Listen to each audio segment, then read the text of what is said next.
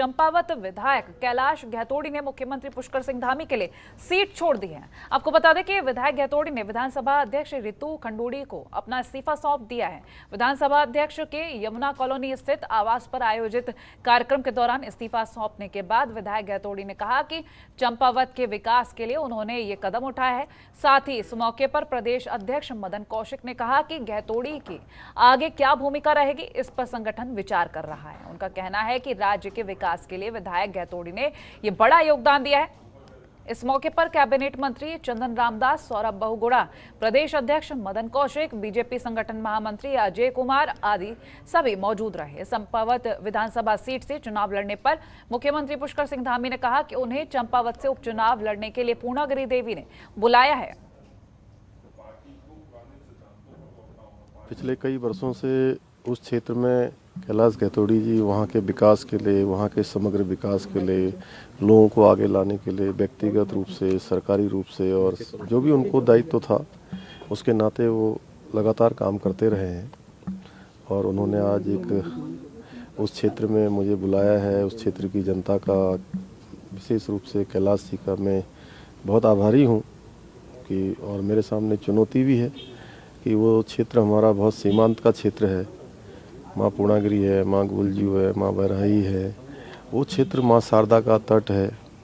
तो उस क्षेत्र से चूँकि बचपन से मेरा भी जुड़ाव रहा है, लगाव रहा है और मैं उसी क्षेत्र में पला बड़ा हूँ। चुनौती है कि आगे वो हमारे उत्तराखंड के मानचित्र में, हिंदुस्तान के मानचित्र में वो क्षेत्र चमके, वो क्षेत्र आगे आए। उसके लिए हम समग्र प्रयास करेंगे। हर तरीके से जो भी उस क्षेत्र के लिए होगा हम लोग कोशिश करेंगे कि सबसे अच्छा हो। मैं सौभाग्यशाली हूँ, मेरे क्षेत्र को मुख्यमंत्री मिल रहे हैं और मेरे क्षेत्र की जनता की भी डिमांड है और मैं अपने संगठन को और माननीय मुख्यमंत्री जी को धन्यवाद देता हूँ कि उन्होंने मेरे आग्रह को स्वीकार किया है।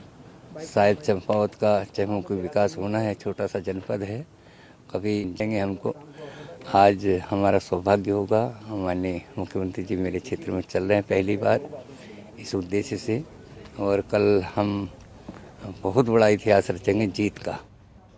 और वहीं मुख्यमंत्री पुष्कर सिंह धामी चंपावत से उपचुनाव लड़ेंगे। इसकी घोषणा के बाद बाल विकास मंत्री रेखा आर्य ने मुख्यमंत्री पुष्कर सिंह धामी के उपचुनाव को लेकर कहा कि वो जहां से भी चुनाव लड़ेंगे ऐतिहासिक जीत दर्ज करेंगे। वहीं रेखा आर्य ने विधायक गहतोड़ी को बधाई और शुभकामनाएं भी दी हैं। निश्चित रूप से मैं समझती हूँ परिणाम हम सबको विदित है और मुख्यमंत्री जी बम्पर और ऐतिहासिक जीत दर्ज करेंगे। और मैं समझती हूँ बहुत, और जिनने आज इस्तीफ़ा दिया है आपने जैसा बताया है, मैं समझती हूँ कि स्वागत योग्य फैसला है। और निश्चित रूप से मुख्यमंत्री जी के लिए भी चूँकि एक वैधानिक प्रक्रिया होती है विधायक बनना, तो वह वैधानिक प्रक्रिया पूर्ण होते हुए और मजबूती के साथ में माननीय मुख्यमंत्री सरकार। और आज मुख्यमंत्री को उपचुनाव के लिए घोषणा की गई है। वहीं सीएम धामी चुनाव के सीट की घोषणा होते ही आम आदमी पार्टी ने भी ताल ठोक दी है। आपको बता दें कि आम आदमी पार्टी के वरिष्ठ नेता अजय कोठियाल ने कहा है कि उत्तराखंड विधानसभा चुनाव में आम आदमी पार्टी ने 70 सीटों पर चुनाव लड़ा था। वहीं इस बार उपचुनाव के लिए भी आम आदमी पार्टी सीएम के खिलाफ चुनाव लड़ने के लिए तैयार है। साथ ही उन्हें कहा है कि तारीख तय होने के बाद प्रत्याशी के नाम की घोषणा भी कर दी जाएगी। वहीं कोठियाल ने यह भी कहा कि वो अपने मैनिफेस्टो को ध्यान में रखते हुए उपचुनाव के लिए मैदान में उतरेंगे। आम आदमी पार्टी एक पॉलिटिकल पार्टी है। आम आदमी पार्टी ने पूरी 70 सीटों पे इस बार उत्तराखंड में इलेक्शन लड़ा। जो भी इलेक्शन होंगे, पॉलिटिकल प्रक्रिया होगी, आम आदमी पार्टी उसमें पूरा जोर शोर से हिस्सा लेगी। आम आदमी पार्टी का मकसद ही है कि जो हम अपने मैनिफेस्टो में बोल चुके हैं, जो मुद्दे, जो जनता के मुद्दे हैं, उन मुद्दों को पूरा तरीके से हासिल करना है। इस बार आम आदमी पार्टी अपना इंट्रोस्पेक्शन कर रही है कि क्यों हमारी चीज़ें जो हम चाह रहे थे कि जनता को समझा सकें, या तो हम समझा नहीं पाए या हमारे तरीके थोड़े अलग थे, उनका इंट्रोस्पेक्शन कर रही है। जोर शोर में आगे इम्प्रूव करके अपनी पॉलिटिकल एक्टिविटी बढ़ाते रहेगी। आम आदमी पार्टी ज़रूर मतलब मुख्यमंत्री भी तो किसी 70 सीटों में से लड़ेंगे उत्तराखंड की। उन 70 सीटों में जहाँ से भी लड़ेंगे वहाँ से आम आदमी।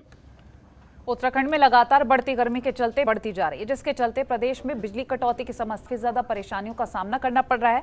और साथ ही इसके चलते बढ़ती बिजली कटौती और बिजली खपत पर मुख्यमंत्री पुष्कर सिंह धामी ने भी बयान दे दिया है। इस पर सीएम धामी ने कहा है कि बिजली संकट को लेकर लगातार मंथन किया जा रहा है। सरकार जल्द खपत और कटौती की समस्या का समाधान करेगी।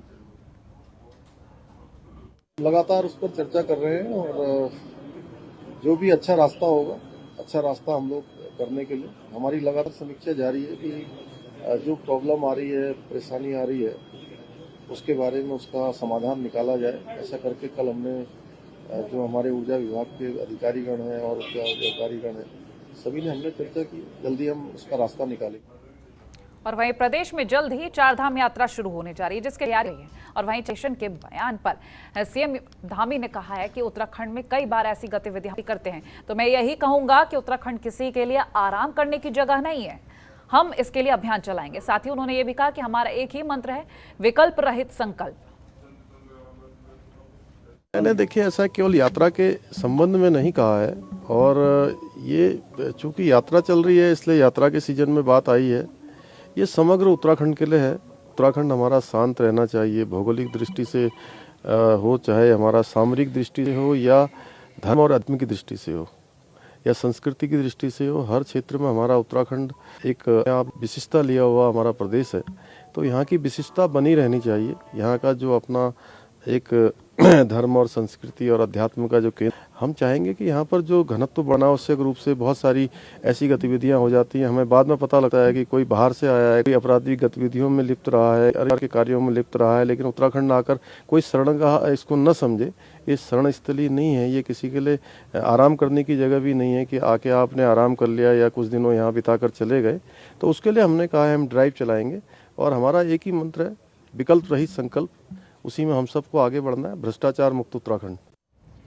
उत्तराखंड के विधानसभा भवन में कैबिनेट मंत्री रेखा आर्य ने खाद्य नागरिक आपूर्ति विभाग की समीक्षा बैठक की। राशन कार्ड धारकों की समस्या को लेकर चर्चा की गई और कहा कि राशन की समस्या का निस्तारण विभागीय केंद्रों में 45 धारकों को उपलब्ध कराया जाएगा। और वहीं ग्रामीण महिलाओं को मुफ्त सिलेंडर की उपलब्धता कैसे कराई जाए, इसके प्रस्ताव पर चाहिए। उन्होंने कहा कि आने वाले समय में रसगुल्ला विक्रेता की दुकानों से चीनी अन्य खाद्य सामग्री भी मिल पाएगी।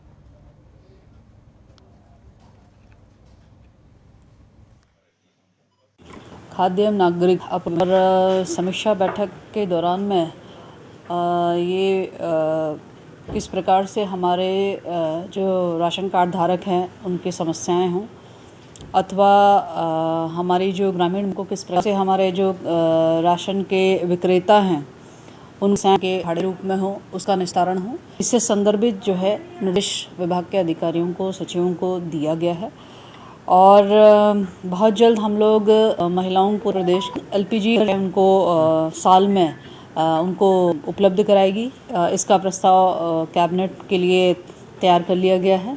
इसके अतिरिक्त जो हमारे सस्ता गल्ला के हमारे केंद्र हैं, एक प्रस्ताव और तैयार करने के लिए कहा गया है कि हम फोर्टिफाइड सॉल्ट जो है अपने राशन कार्ड धारकों को हम लोग दे सकें।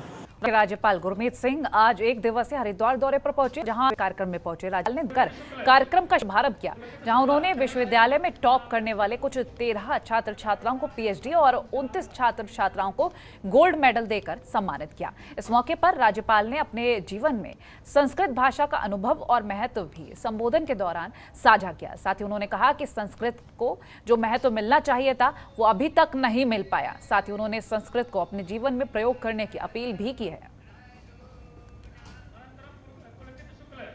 विश्वविद्यालय का आज का जो 9वां दीक्षांत समारोह विद्यालय के लिए, और ये विश्वविद्यालय का बहुत बड़ा सौभाग्य है कि आज हमारे कुलाधिपति माननीय राज्यपाल महोदय उपस्थित हुए और उन्होंने जो अपने सभी स्नातकों को एक उपाधियाँ प्रदान करते हुए और अपने जीवन में सफल होने का उन सभी को आशीर्वाद दिया। सबसे पहले मेरा आप सबको जय हिंद।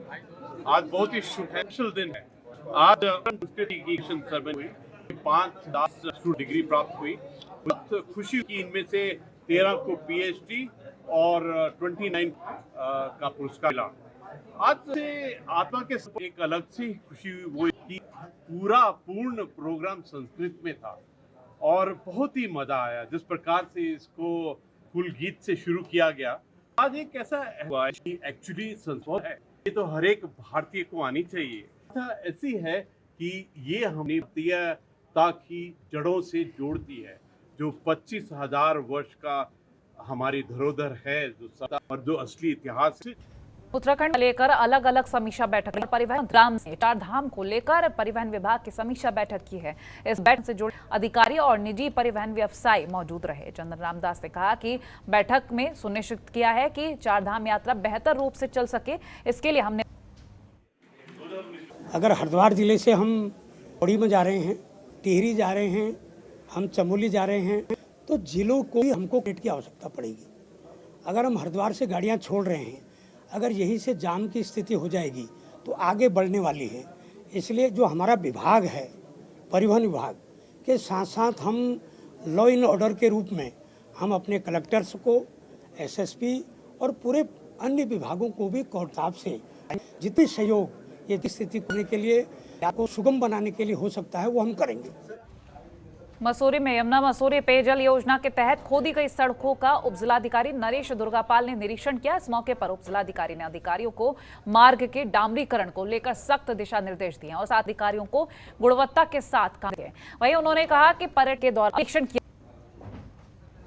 अभी जमीन द्वारा बिछाए कई जगहों पर खोदी गई कर दिया है पर्यटकों के लिए, और अदर सड़कें हैं उनमें इस वक्त काम चल रहा है।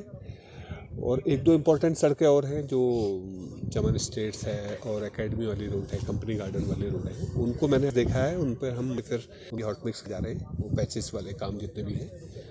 और एक जिस सड़क पर मैं अभी हूँ, इनमें इन्होंने 2-3 दिन पर काम किया है, तो इसमें जो हॉट मिक्स किया है कंपनी ने या ठेकेदार ने, वो प्रॉपर निगम इमल्सन डाले, ये उखड़ कहा कि इसको दोबारा तैयार करें और अच्छा वाला होना चाहिए और पैचेस जो हैं और भर जाएं, ताकि मसूरी सीजन जो पीक मारने से पहले कम से कम आपकी सड़कें ठीक रहे। पे अपने ऑफिशियल कार्य से आए थे, उन्होंने यहाँ पे बहुत अच्छी बात है कि एजेंट से स्थित हैं और देख रहे हैं कि कौन सी कहाँ सही हो रही है, कहाँ नहीं हो रही है। और यहीं पे जो मोतीलाल नेहरू मार्ग में एसडीएम साहब ने उनको तक उसको काम शुरू कर दिया। समय से वो रोड ख़राब है और वहाँ पे दुनिया भर का मलबा है, नालियाँ बंद हैं, तो निश्चित ही मंडे तक वो जो है काम शुरू हो जाएगा। और जहाँ तक यहाँ पर ये स्टेट बैंक से नीचे जो जो रोड जाती है, उसमें जो काम किया गया है, उसमें एसडीएम साहब ने भी और जो जल अधिकारी उनको लिखा है कि जो है आप जो है दोबारा से इसको जो ठीक कर। एसडीएम ने विभागीय अधिकारियों के साथ मीटिंग की और इस दौरान सरकारी विभागीय अतिक्रमण के संबंध में चर्चा की गई और अधिकारियों को निर्देश दिए हैं। उन अतिक्रमण के संबंध में अधिकारियों से कर जो जानकारी दी गई है उसको लेकर निर्देश दिए गए हैं। और वहीं उन्होंने साफ तौर पर कहा है कि नोटिस देने के बाद अतिक्रमण का अगर अतिक्रमण नहीं है तो सख्त कार्रवाई। आज मीटिंग यहाँ पर विभाग की जमीन और भवन पर अवैध अतिक्रमण किसी ने किया हुआ तो उसको हटवाया जाएगा। तो इसी संबंध में सभी विभागीय अधिकारियों को बुलाया गया था और उनकी बैठक ली गई थी कि अगर कोई इस तरह का अवैध अतिक्रमण भी भवन पर किया हुआ है तो उसको नोटिस दे दें, उसको हटवाने के लिए नोटिस दे दें, अन्यथा उसको फिर प्रशासन और पुलिस के सहयोग से बलपूर्वक। चमोली में भूवैकुंठ बद्रीनाथ धाम के कपाट खोलने में अब कुछ ही समय बचा है, जिसके लिए बद्रीनाथ धाम में प्रशासन ने तैयारियां तेजी से शुरू कर दी हैं। बता दें कि धाम में बद्रीनाथ केदारनाथ मंदिर समिति मंदिर परिसर में रंग रोगन का काम किया जा रहा है। साथ ही धाम में बिजली पानी सुचारू करने के लिए भी तैयारियां तेज कर दी गई हैं और वहीं तैयारियों में तेजी लाने के लिए मंदिर समिति की एडवांस टीम बद्रीनाथ धाम पहुंची है।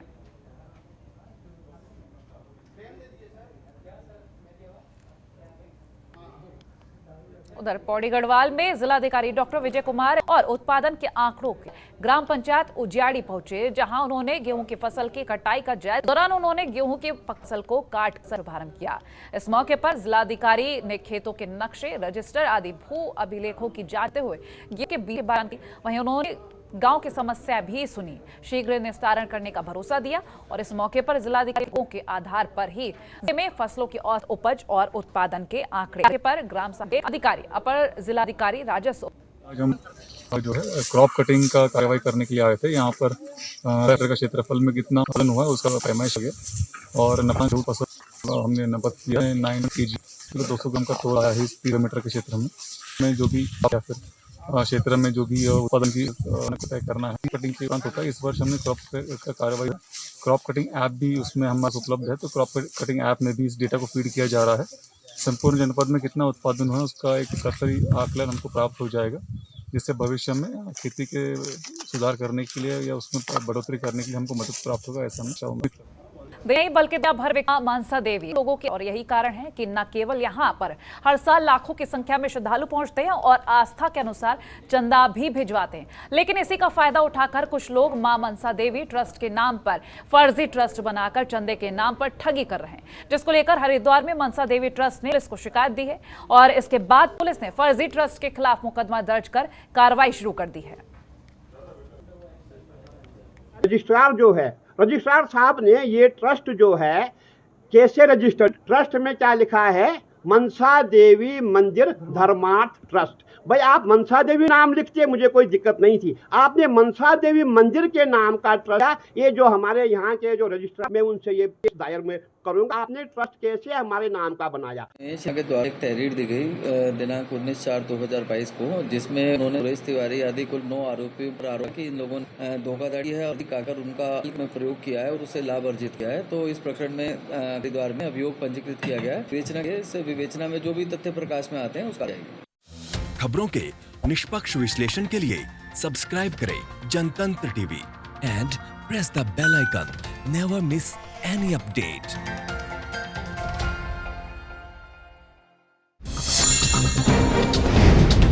डाउनलोड कीजिए जनतंत्र टीवी ऐप को, जो कि अवेलेबल है गूगल प्ले और ऐप स्टोर पर। अधिक जानकारी के लिए अभी डाउनलोड करें।